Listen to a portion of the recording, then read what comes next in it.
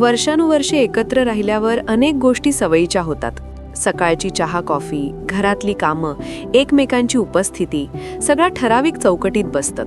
या सवयींमुळे आयुष्य सोपं होतं, पण हळूहळू प्रश्न निर्माण होतो की आपण एकमेकांसोबत आहोत कारण प्रेम आहे की फक्त सवय लागलीये.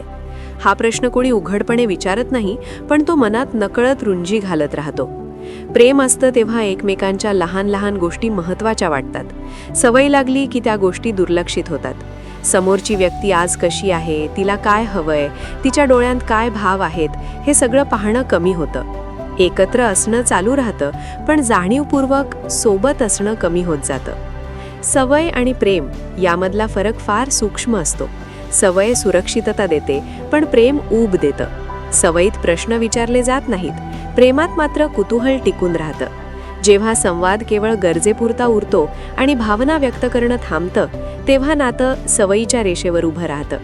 पण प्रेम पूर्णपणे संपतं असं क्वचितच होतं. अनेकदा ते फक्त थकलेलं असतं, दुर्लक्षित असतं. जबाबदाऱ्या, ताणतणाव, अपेक्षा याच्या ओझ्याखाली प्रेम मागे पडतं. त्याला पुन्हा जिवंत करण्यासाठी फार मोठ्या गोष्टींची गरज नसते. थोडं लक्ष, थोडा संवाद आणि थोडी जाणीव पुरेशी असते.